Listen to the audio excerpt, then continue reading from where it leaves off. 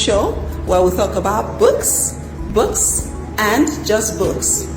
Hosted by Dr. Omolola Mary Omoshebi, having author after author come to talk about different aspects of life based on what they've written in their books and to inspire people to read more books and write more books. Showing every other Sunday live on Facebook at Omolola Mary Omoshebi.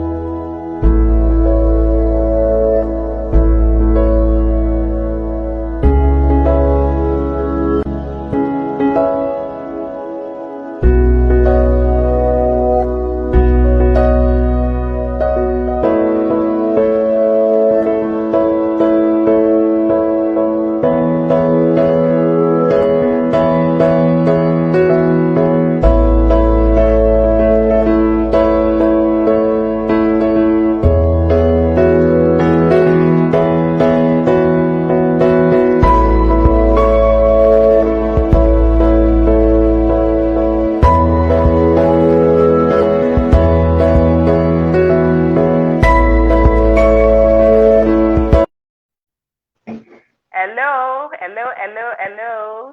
Good evening, Facebook family. It's an amazing Sunday afternoon. We bless the name of the Lord for the grace to be alive and to see this wonderful day. It's another episode of the show. To God be the glory, and I'm really excited to be here today. It's the first Sunday in the month of February. It is the 8th episode of this show, and I am really privileged to have a wonderful woman of God with me as the guest on the show today. Thanks, everyone. Thank you. I can see people joining. If you can see and hear us clearly, please drop a comment. Let us know you can see us and you can hear us well. I would really appreciate that before we go into the show. So can you hear us? Can you hear us clearly? Can you see us? Drop a comment. Please drop a comment. Let's know that you can see us. Let's know that you can hear us clearly. Okay, we appreciate that before we go into the show right away. In the meantime, thank you so much, Pastor Diyaolu. Thank you very much, Pastor Grace. Thank you for agreeing to be on the show. I really appreciate you. May the Lord God honor you. Thank you. It's a pleasure. In the name of Jesus. Thank you, Ma. Okay, so I believe they can hear us from the other hand. So we'll go on so that we don't just linger on like that. Yes, so basically, like I said, my guest today is Pastor Grace Diyaolu. She's my guest today, and she's the author of the book, Lady Dress Inside House, which is the book we'll be looking at today, Lady Dress Inside House.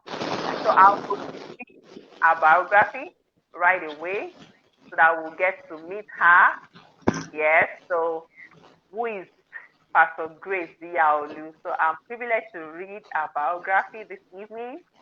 She's a transformational life coach for women, a marriage minister and counselor, and a teacher of the word. She sincerely has a heart for the female gender. She loves and desires to see young ladies and women evolve and transform 360 degrees, thereby living a balanced and complete life against all odds.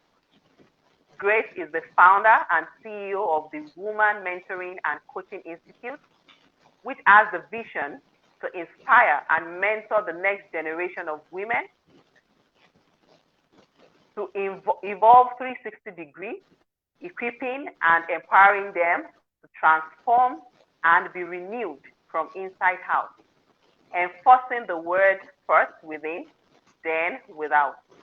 He's also the president of the Multidimensional Women Network, where the destinies of many ladies are being molded in the areas of spirituality, relationship, marriage, and womanhood. She's a prolific writer and speaker at women conferences and events, churches, youth and singles programs, retreats, and camp meetings. She's the author of Lady Guard Your Gate, Lady Dress Inside Out, among many others. Grace is the Director of Studies at the Marriage Builders Academy. She's a chartered accountant and a practicing auditor by profession and has great passion for entrepreneurship. Grace is married to Ebenezer Diyaolu, our precious king, who is the president of Family Care Mandate Ministry International, through which they are touching lives in the area of singles and marital affairs. Their marriage is blessed and fruitful. Please join me to welcome my guest today. You can see she's an amazing woman, fully loaded. And in fact, I am really privileged and honored to have her on the show today talking about her book. Thanks again. You're welcome again, Ma. God bless you. And thank you too. Thank you. I'm also honored. I really appreciate it. I don't take it for granted. Thank you so much for having me around, Dr. Omolola Omoshebi. Am I right? Yes, you are. Yeah, awesome. Yes. Awesome. Thank you, Ma. Yes, okay. So that is my guest today. You can see from her biography, she's loaded. She's a counselor. She's a teacher of the word. She's a pastor. She's a chartered accountant. Like, she's multifaceted. She's a blessed woman. She's a virtuous woman. So we'll be talking about our book today, Lady Dress Inside Out. But before that, this is a book show, and we'll be talking about our book. But I always like to talk a little bit, share from the wealth of experience and the life of my guest, first of all, before we go into the book. It's first about the author before we talk about the book. So I would like our guest to tell us a little bit about our journey as a pastor's wife, our journey as an accountant. She's a practicing accountant. So tell us a little bit about how you are able to shuffle everything, and then you are a writer, you're an author, you're a mentor, you're a counselor. Like, how do you juggle everything? It is well. All right. Once again, I want to appreciate every one of us around here. I want to appreciate my host, Dr. Omolola Omoshebi. I want to appreciate all our listeners. And I believe and I pray that after tonight, we'll go home full and loaded in Jesus' name. All right. I'm asked to talk about my journey. That's quite... how will I say that? It's going to be so large, so I won't want us to go into the nitty-gritties and the bits and bits, but I'll just pick some areas that could be very helpful to us. Okay, let me talk about my profession. Then after that, I've just said some other things. Just for us to pick one or two things that will encourage us to go back home with. Okay. As we've seen here, I'm a chartered accountant, and for some years, immediately I finished my service year, I think I stayed at home for 1 year. Immediately I got a job with the union registrars. Now it's called the GTL registrars, and I worked there for 8 years. But during the process during that time I was there, I was not able to get my professional certificates at that time. So it was a juggle. It was not just easy. I don't know why I started it. And unfortunately, I had just one paper left to succeed in that exam. So that year I left the office. And why am I saying this now? I also want to bring out one aspect in that area. It got to a time I was tired. You know, writing an exam and looking like as if you're not going to see the end of that exam. You know, we are supposed to write like 2 levels as a graduate of accounting. You're supposed to write 2 papers, 2 levels.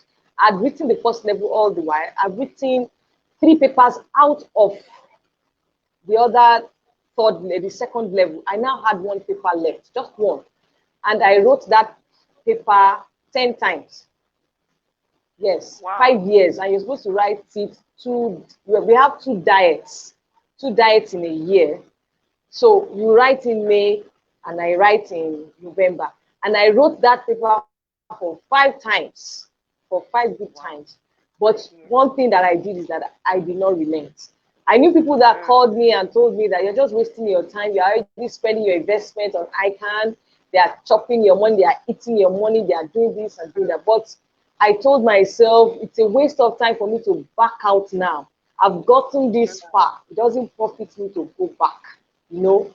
And I kept on. But the last one I passed, that one I told myself, if I fail this one, I'm not writing again. Then that's the end of my profession. I'll go and check. I'll look for something else to do, you know. And from the day I wrote that exam, I changed all my status and I was writing, I'm a chartered accountant. People already congratulating me even before the results. As in, I know when you are bent. But one thing happened again. As at that time, I was thinking that, this one I must succeed in, I must pass. The devil was putting fear inside of me, like, if you fail, you go. So there was a difference between what I was saying and what I was thinking in my mind. It was not I was having fear and doubt inside of me, but I was still professing positive. So one day, I think I listened to something. I listened to one video or whatever, and that person was saying that you need to allow what you are thinking inside your mind to align with the words of your mouth. It's then you will be able to succeed.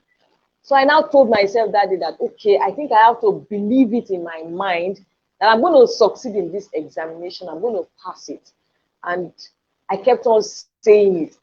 I told everybody that I was, and this one I was not even lying. I was now saying it with confidence. I was saying, you didn't even talk about your exam again. I said, exam.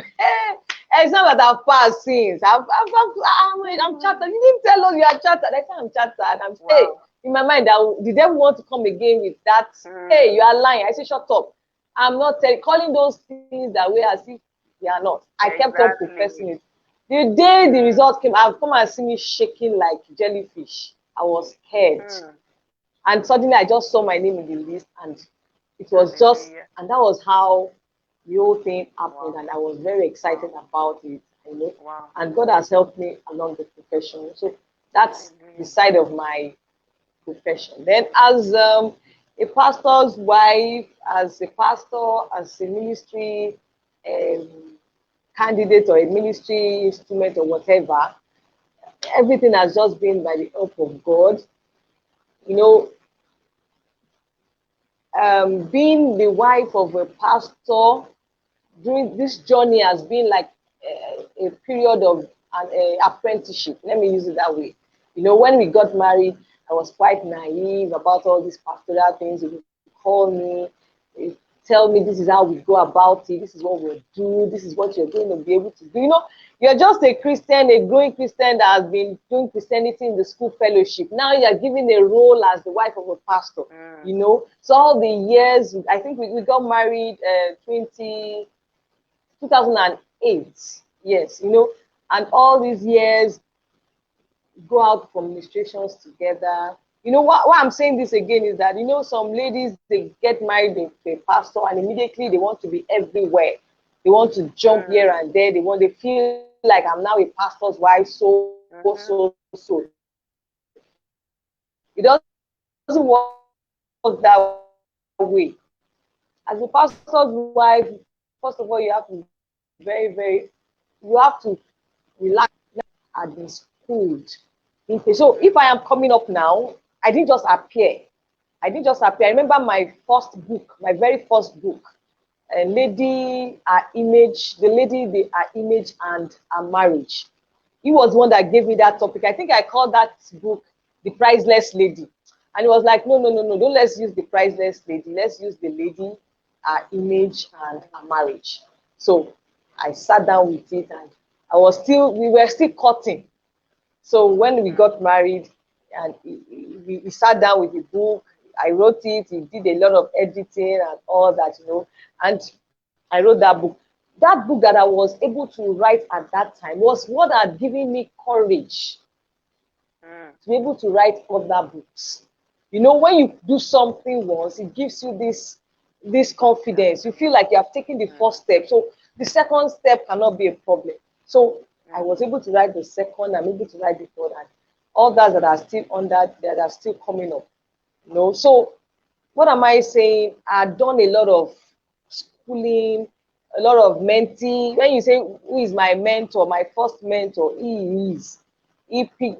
knew since I was 19.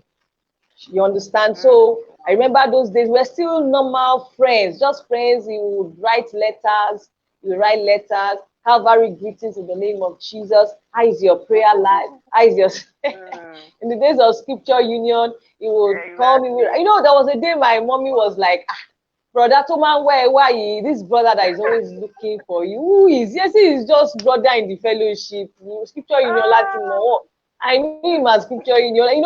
One day he sent somebody, because he had a lady he always sent. Please go and give it to Sister Tosin. Go and give it to Sister Tosin. So that lady came home that day and she met my mom. And my mommy said, today is today. Today is today. I will know what these guys are always coming to take from my daughter. Oh girl, only Bible. She said she just packed it. And when we came, she said, let me lie to you. Hey, this your pastor brought letter, and I've read it, but Moripe preaching I just saw that it's only preaching that is writing there. I said, thank God, that I'm not doing anything. All is preaching and preaching. So right from that time till we got married, I'd always been under his tutelage, and that's why the ministry has been going so smoothly. And minus him in the ministry, so whatever I'm doing now, I will still have to. Even by the time I was coming here, like, hey, pastor, they say I should come and talk. What am I going to say? When did they give you assignment to talk? Why are you just coming out? I say, just in his mind, he feels I'm already matured. Before, he would have told me, this is what you will say, this is how you will say, this is what but all this period had been a time to be groomed, to be schooled, to be mentored, and it had been easy. So juggling things together will be easy. Even if I'm not going to be able to do something, I can just quickly meet up with him. He's able to do all this. That's why it makes things quite easy. Because the relationship with the husband and wife is very, very cordial. Is there any other? I'm actually blessed. You just dropped some salient points there. All right. Particularly, I am challenged by your testimony, about your exam and how you just kept working. There are many people that try once and then they will just give up. I have friends, so many of them. In fact, they'll just say, "Sissy, let me go and bake cake. I don't have time for this." Yeah, so we must, build up our faith. And the way God took you through that journey, definitely you're an encouragement. Like, I believe anyone watching this right now and hears your testimony will be encouraged. Even if they might have failed a number of times, you are a living testimony. And I believe that, yes, God takes us through things so that he comforts us so that we can comfort others. So you are indeed a blessing. You're a walking testimony. And I'm happy to hear about this wonderful testimony. And thanks for the tips too. Yes, when it comes to the ministry and all, it's very, very key. These are real facts. Yes, it's rather sad that many people do not see it that way. They just wake up one day and believe they are already made, instead of them to go through the process of becoming what God really wants them to become. That's right. So Yes, I appreciate that in you. Thank you so much for sharing that. Thank Okay, you. before we go to the book, because I'm really curious to know All right. what the book is all about. Yes, but before we Okay. go into the book, we have written a number of books. This show is actually to encourage people to write books Okay. and also to encourage people to read books. Okay. Yes, so I love books, and I believe that books are a treasure. You know, they are treasures. They are hidden values in books that many people do not even understand what is in it. So I see this show as a medium to bring to light what is in books. And over the weeks that I started the show, I've had people come talk about different things, and I just wonder, see books, see things, treasures that God has, through people written in amazing books. So, Yeah. to encourage people to write, many people, in fact, if you put a question out there now, that have you ever thought about writing a book? A number of people will say yes, that they want to write a book. They really want to. But looking at how busy you are, obviously, how are you able Okay. to? I think it's going to be a two-in-one question. What are the Okay. challenges you have faced writing books? And then how have you been able to surmount those challenges? All right. I think I like that question. It will allow me to Okay. really say some things that I love to say. Okay.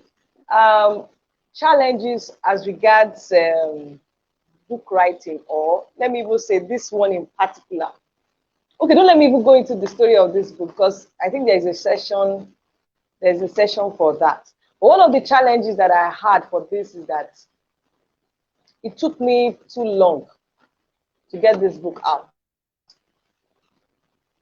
And one of those things that will be haunting me is like, I feel I've not satisfied what I want to, how will I say it?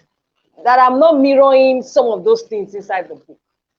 I feel you want to talk about character, and you are still feeling like you have some characters and you want to go and talk to people about it. So I'll keep waiting. So I tell myself like, it's not time to write this book. It's not time to write this book. So I will write maybe chapter 1 today.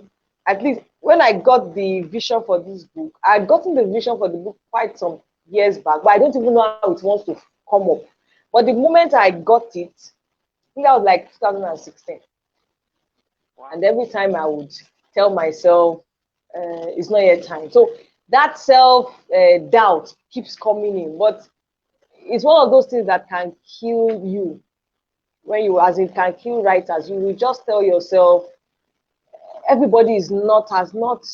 When Oyedepo was writing about money, he says it was not yet enough. When he was talking about financial prosperity, he had not gotten finances to that extent. He has not been rich, but he knew what was inside of him. When Sam Adeyemi was talking about success, he said he had not smelled success, but he knew he had a vision for it, and he knew he was going to get there.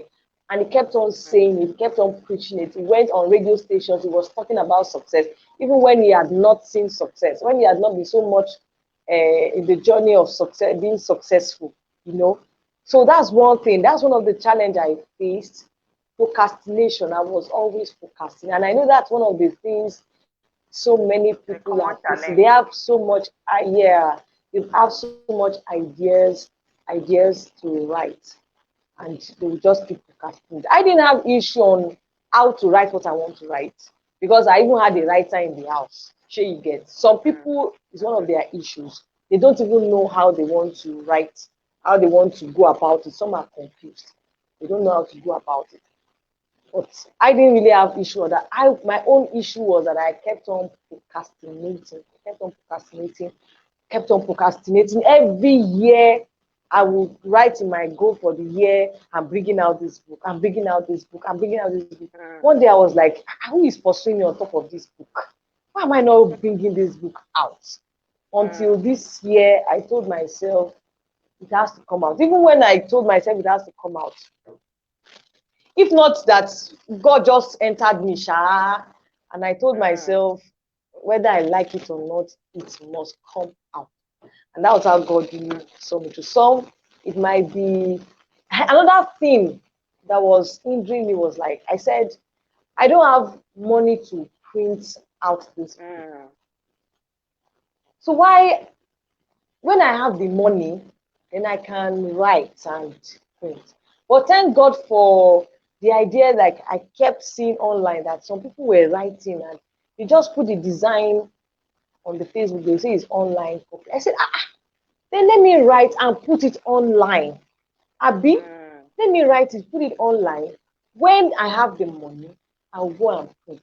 So why am I holding the book? Because I said I don't have money. I feel I don't have money yet to print. And I keep the book. Let me write it. By the time I write it, let it stay online. Whoever needs it online, I can always do it online.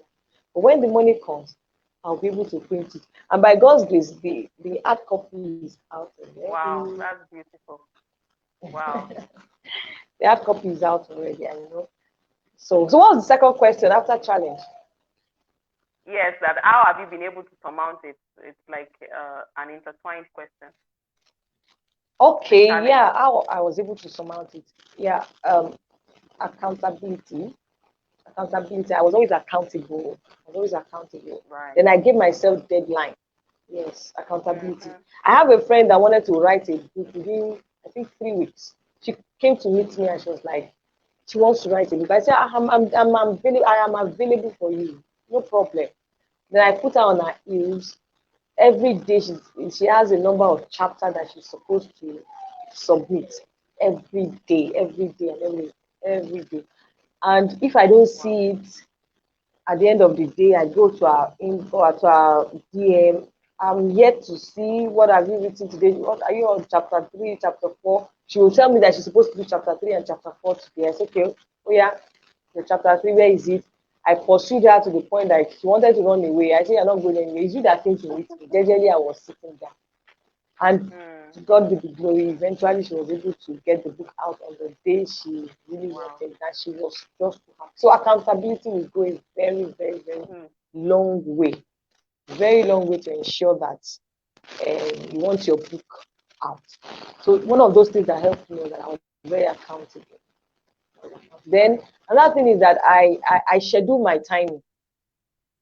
I schedule my timing. I can just tell myself, like, there is one I wrote last year, though I've not printed, I've not published it. But one of the ways I was able to write that book was that I scheduled my time. I told myself on Tuesdays and Thursdays, I will write from this time to this time, from this time to this time. And I did it. And that's what helped me for that one. I told myself on Tuesdays and on Thursdays, I think maybe 3 times a week or 2 times a week, I just told myself, I must write this book.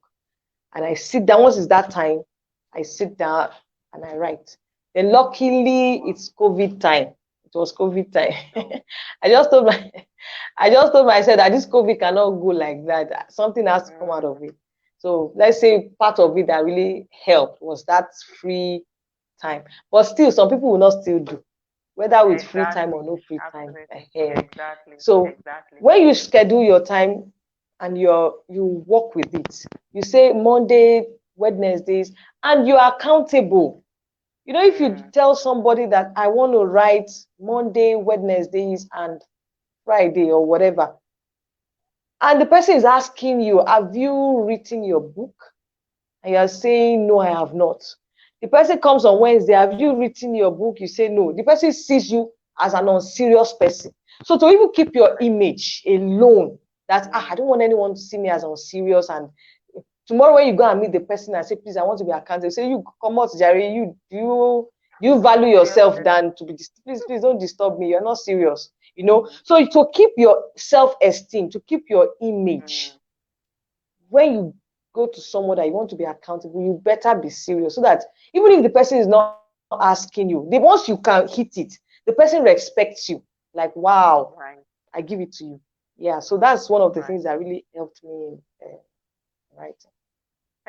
Thank you so much, Ma. Thank you so much for sharing those tips. I believe people will find it helpful. Now let's go into the book. This is the part I've been waiting for. Yeah, so the book, Lady Dressed Inside Out. Yes, Lady Dressed Inside Out. Who is this book for?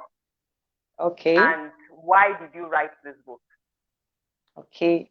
The Lady Dressed Inside Out is for all women, ladies, young ladies, elderly women, and once you have breasts, I think the book is for you. Once you have breasts, I think the book is for you. All right. So I said I got the vision for this book long ago. And how did this thing come?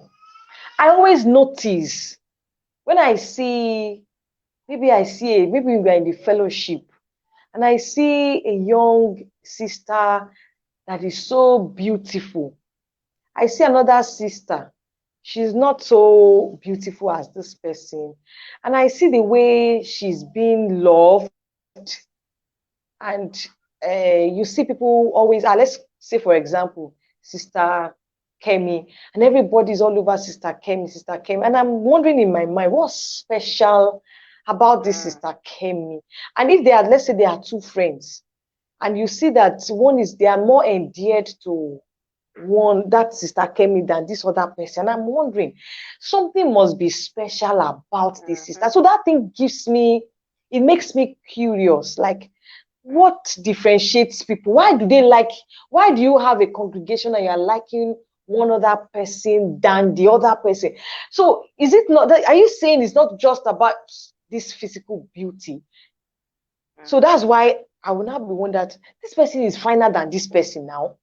Why are people so much endeared to this sister that is, sometimes you could even see the sister, she might have so much pimples on her face.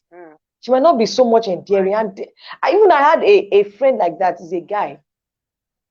The guy is the half of his face like this. That's how they gave birth to him. This place is not so okay. This place is normal. This place is not normal.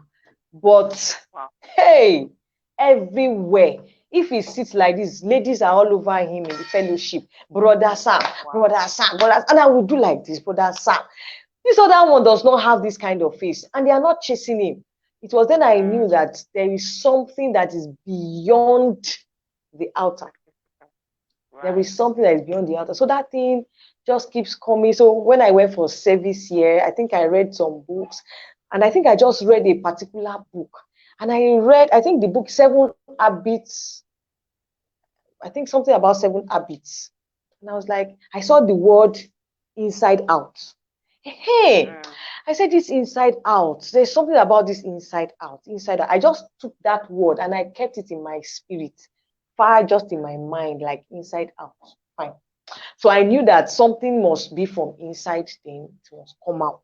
So, but as I keep journeying in my personal development, you're going for programs, you're leading, the things started getting, I begin to receive this clarity in my mind, like, okay, there is a life that is inside. And another thing that prompted me is, like, I see people spend so much time, excessive time, trying to help their physical life. They want to do hair, you want to wear beautiful clothes. I'm not negating that. I will not even dare it, because I know that makes you acceptable. It makes you very comely, makes you homely. You understand, people love you because you're looking good and you're looking very attractive. It makes you attractive. Yeah. But there is something we need to really pay more attention on than our outer beauty. Meaning that if you're giving your outer look 40% or 30%, you should give your inner look more 70%. Because a time will come that beauty will not be the one that will answer the question. You imagine a man who got married to a beautiful woman that is a snake. or a beautiful woman that is so her character is so appalling. The beauty becomes shit to the man.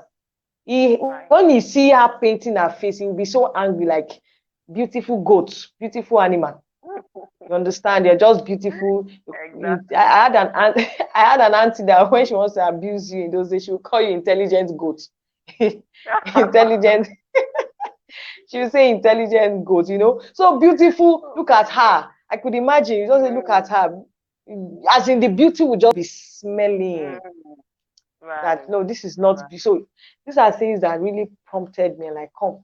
I think the women of our world need to know that there is a life beyond the outer world. There is something inside. And I also looked at it and like, okay, what really makes a woman beautiful? Looking at the Proverb 31 woman, it's a complete package. You know, you have to be spiritually beautiful. You have to be intelligently beautiful. Your character must be there.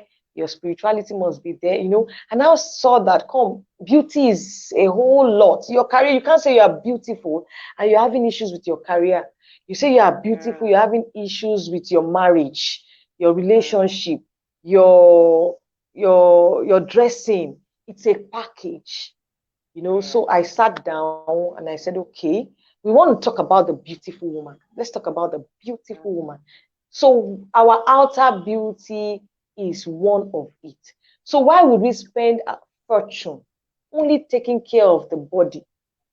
The Bible says that favor is deceitful, charm is deceitful, but beauty is vain. So, but the woman that fears the Lord is the woman that we are going to praise, you know. So that's after I had now sat down, I had already, you know, I'd now developed, I had grown. I now knew that yes, I can push out this book, and the book has been a blessing to many ladies. So that's really what has prompted the book. Awesome. Thank you so much for giving us a glimpse of what the book is about. Okay. Yes. Thank you for giving us a balanced perspective. In fact, I love it, and definitely I must get a copy of that book. Beauty is a complete package. It's something that you must be beautiful spiritually, physically, in every aspect, just like you have said, and that is what every woman should be like. You know, not beautiful in one aspect and then one aspect and the other aspect, exactly. You know? Yeah. So for our young women, and as a counselor, let me come this way. There is this Yoruba adage that is very common. They will say obìnrin sàn wà ní olóhùn olórí ọkọ. You know, there are a number of people. They will be like, I'm having issues in my marriage, or I don't even have somebody to, I don't have guys coming to ask for my hand in marriage and stuff like that. And when you check, you find out that, okay, it's about their character. Yeah. So I would like you to give a little focus on character. Maybe some common character flaws that women have that are actually appalling. You know, I want us to hit the nail on the head. Some examples. Yes, ma. Okay, I'm trying to see what if there is any. Okay, we should talk about the negative ones, Abby. Yes, let's talk about the negative first. Okay. I think I didn't write much about negative here. All right. Okay, I didn't write negative ones here. Okay, but it's obvious that everyone knows what is good and everyone knows what is bad. You know, even the younger ones that are coming up, the children, they know when they are doing something right and they know when they are doing something wrong. So everybody knows the good character and they know the bad characters. But it's just out of I don't care. I beg, let's do whatever we want to do, and we can jump and leap over it. So one of such characters that I feel could be a problem to some ladies, it could be in the area of relationship. Some ladies have bad relational skill.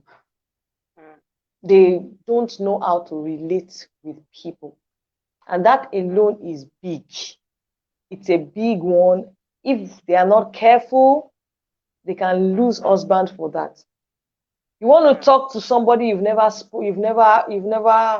interacted with before, and the only thing you could do is to be very insultive. You're on the queue. You're on the queue, and you want to buy something, and you just get there, you push somebody away, or all these small nasty behaviors. They go a very, very long way. Some, it's the way they talk. They are very abusive. I know a lady in this relationship, not knowing how to relate with people. They will do it to the point that when they get engaged, they will reflect it in their relationship. And when a man sees such, they won't want to stay with such persons. You as a lady, you open your mouth, you don't even know how to talk. You just speak vulgar words, you speak very insulting words, and you just speak casually to people. Some guys are watching. Right. They watch you and they say, no. I can't get this into my house. This one, when I get married to this one will get me off. She will kill me. I know some ladies are very, very, very, very lazy. They're very laid back. They don't want to do anything. You push, they cannot push. Right. They just be like a Volkswagen that the tire is off. You try to push them, they are not ready. They want everyone to do. These are ladies that when their mothers are sweeping the floor, they will raise their legs up and say, "Mommy, you've not swept this place. You have not swept this place." A mother too will be like, say, "Mommy, sweep jare," and they will be probably chewing meat and watching the TV. They won't wash plates. They will not be able to. Some ladies now, they will tell you, "See, we are not in this age. We can always get a washing machine." See, all these little things, it will not, even if it doesn't reflect in the house chores, it will reflect in the office. Let's even live anywhere. The network almost went on. It will reflect anywhere. In the office, they will give you an assignment, you will not be able to complete it because of this idea of laziness and all that. So there are so many others. Many. Right. Thanks for mentioning those, ma. Yeah, so now let's talk about the positives. What are those things we need to adorn ourselves with? Like practical things we need to adorn ourselves with to make us really beautiful. Okay. Like here, I have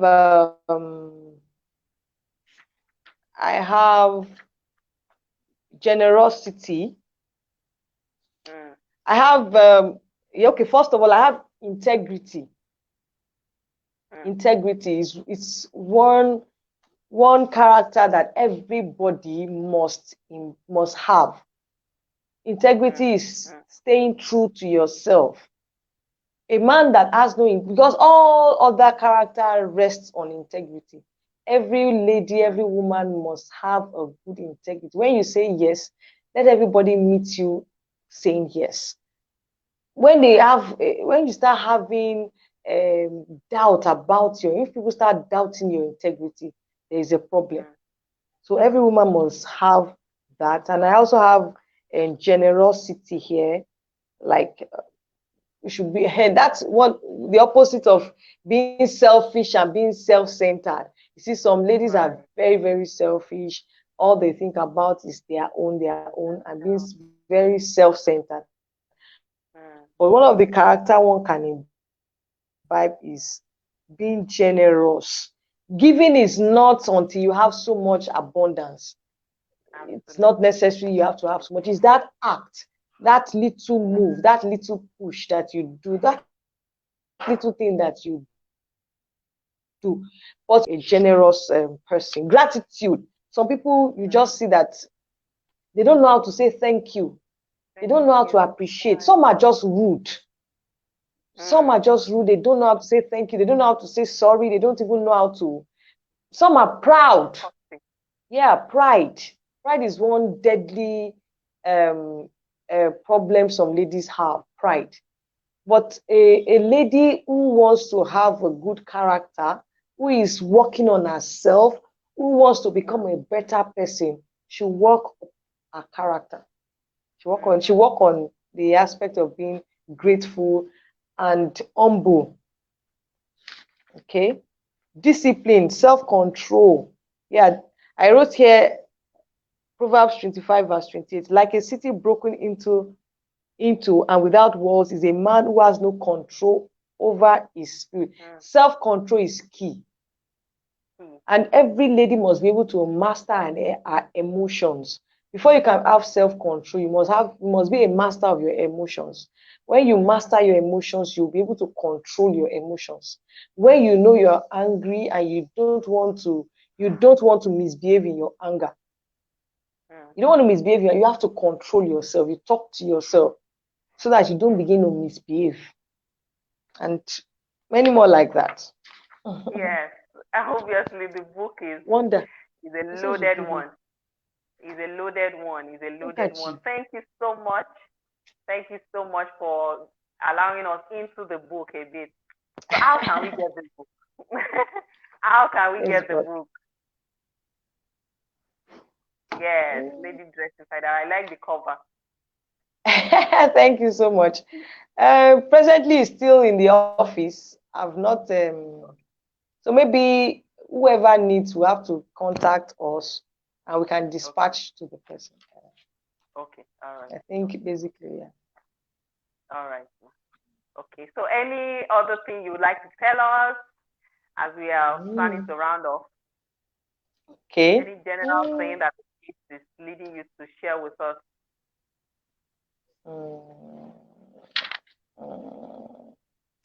Okay, that's the area of let me talk about our spiritual. You know, the book is I divided that book into 3 parts.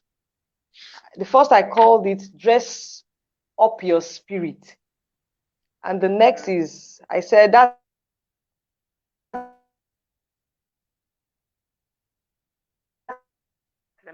the first pillar, dress soul and mind. And the last one I said, dress up your physical outlook. So I just want to talk a little about dressing up your spirit. Dressing up your spirit. You know, we are spirit beings.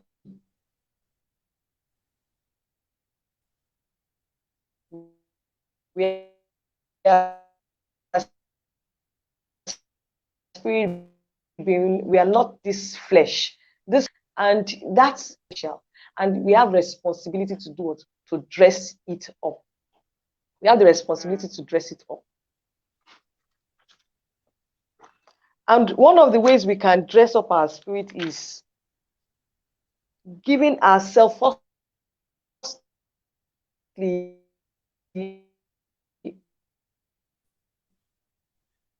I don't want to go into all the excitement yet to give the beautiful without beauty apart from salvation is not true beauty. We have the true beauty, we have the lasting beauty, and the beauty of Christ is the lasting beauty.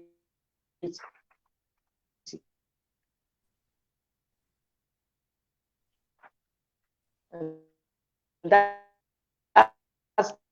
the beauty of listening to us here. Opportunity for you. The one that can dress up your spirit is the only one that can dress your spirit up and make you and fashion you to whom he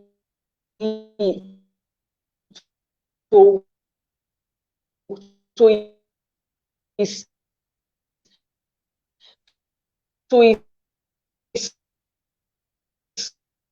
Looks like the network is acting up.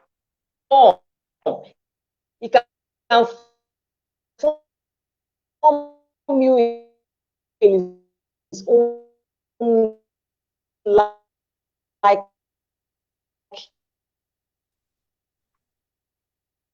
in his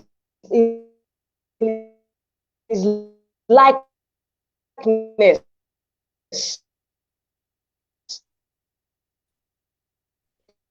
That's the only way we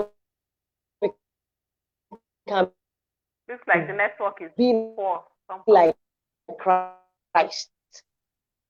You can be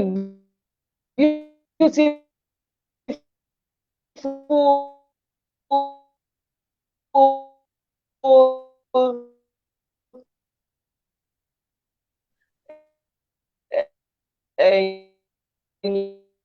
your career, you can be beautiful in the way you look. But Hello, Ma. if you're not I don't know what's going on with the network. I don't know if it's from my hand. Please, if you're watching us, can you hear her well?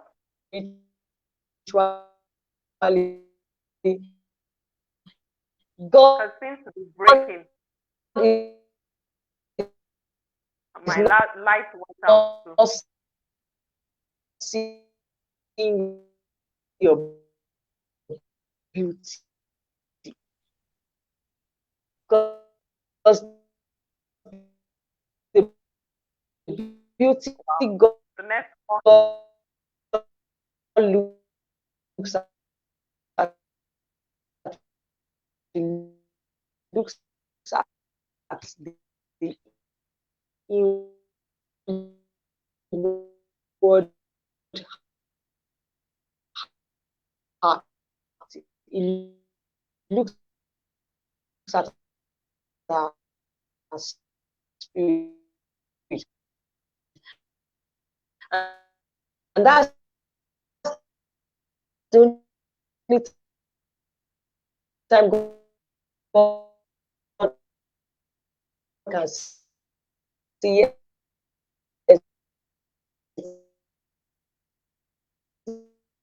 This is my child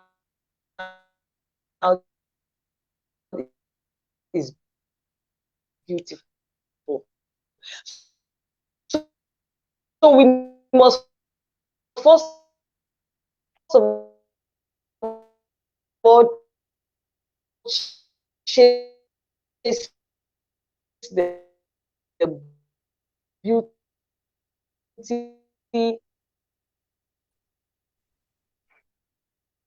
Wow. Hello, Ma.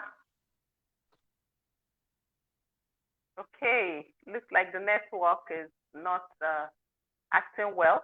I hope she'll be able to join back, but in any case, I believe you'll be blessed. My whole light too went out, but then I believe we have gotten what we expected to get from the show today. It's been an amazing time.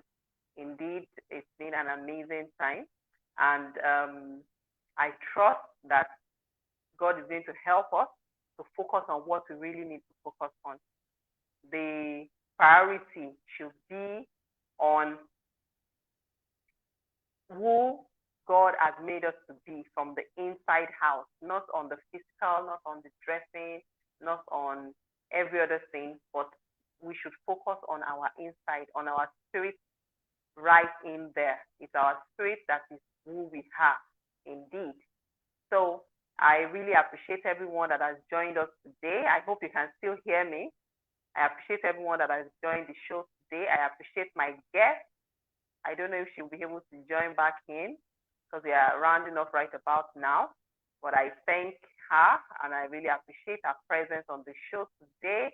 It's been the book Lady Dressed Inside House that we have been talking about.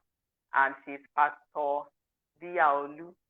She has, shared some amazing stuff with us today, some amazing personal testimonies that I'm actually challenged by personally too. So thank you everyone for joining us on the show today. I am indeed very, very grateful. May the Lord bless and honor you in the name of Jesus. Again, it is the Beautiful Branch Book Show. It's a show that comes up every 2 weeks. Okay, so like twice every month.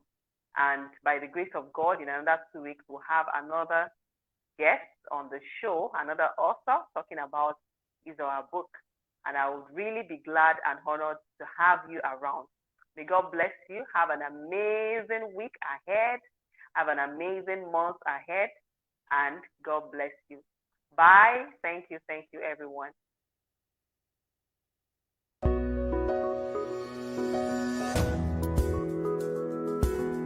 This is the Beautiful Branch Book Show, where we talk about books, and just books. Hosted by Dr. Omolola Omoshebi, having author after author come to talk about different aspects of life based on what they've written in their books, and to inspire people to read more books and write more books. Showing every other Sunday, live on Facebook at Omolola Omoshebi.